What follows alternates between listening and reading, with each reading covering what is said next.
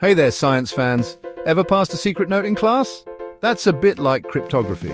Cryptography is the amazing science of writing and solving codes. It's all about keeping information secret and safe. Think of it as a super-duper secret decoder ring, but for the digital world we live in today. People have been using codes for thousands of years, way back to ancient Egypt. They used special pictures, hieroglyphics, to send hidden messages. The main idea behind cryptography is pretty simple, really. It's about taking a normal message, something anyone can read, and scrambling it up. We call this plain text. When it's scrambled, it becomes ciphertext. This ciphertext looks like a jumble of nonsense to anyone who doesn't have the secret to unscramble it. That secret is often called a key. Only someone with the right key can turn that jumbled mess back into the original, readable message. Science in action, protecting your digital life. Consider the science. Consider the... So why all the fuss about these secret codes? Well, in our modern digital age, cryptography is like the seatbelt for your information. One of its biggest jobs is ensuring privacy and confidentiality. Think about all the personal stuff you have online. Your messages to friends, your photos, maybe even your secret cookie recipes. Cryptography helps make sure that only the people you want to see that information can actually see it. Messaging apps like WhatsApp use it to scramble your chats, so only you and the person you're talking to can read them. Another super important role of cryptography is authentication. How do you know the website you're visiting is really your bank and not some sneaky imposter? Cryptography helps with that.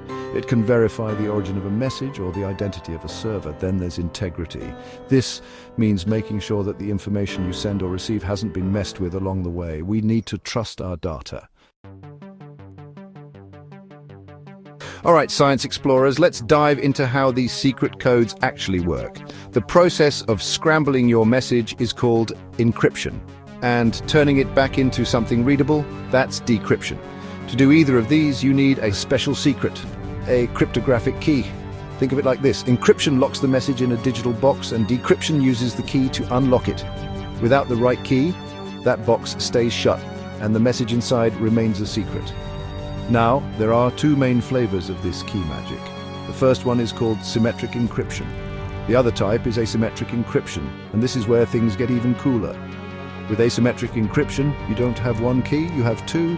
A matched pair, there's a public key, which you can share with anyone, then there's a private key, which you keep super secret, like the key to your personal mailbox.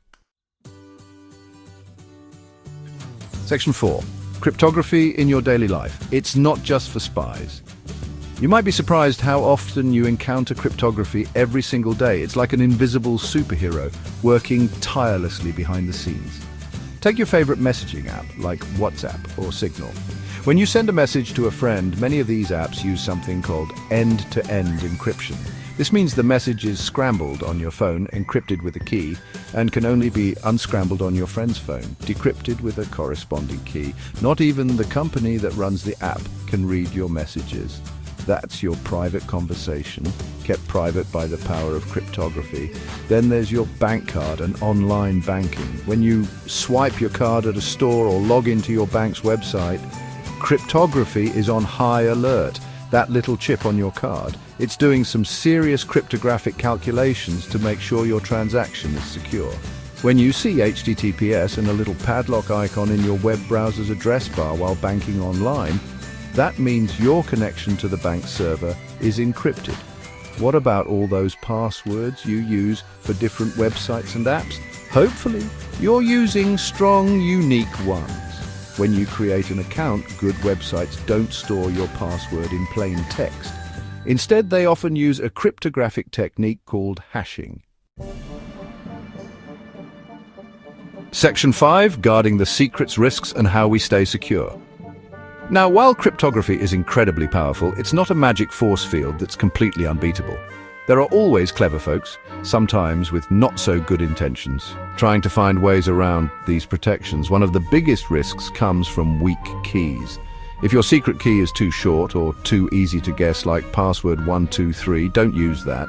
Then it's much easier for attackers to crack the code. The strength of your encryption often depends on the length and randomness of the key. Other dangers lurk as well. Sometimes people reuse the same key for too many different things, which is a bit like using the same key for your house, your car, and your secret diary. If one gets compromised, everything is at risk. So how do we fight back and keep our secrets safe? Well, it starts with using strong, unique keys that are generated randomly. Don't make them predictable. For important systems, there are special tools called key management systems that help create, store, and manage keys securely. By understanding the risks and taking smart precautions, we can harness the amazing power of cryptography to keep our digital world a safer place for everyone.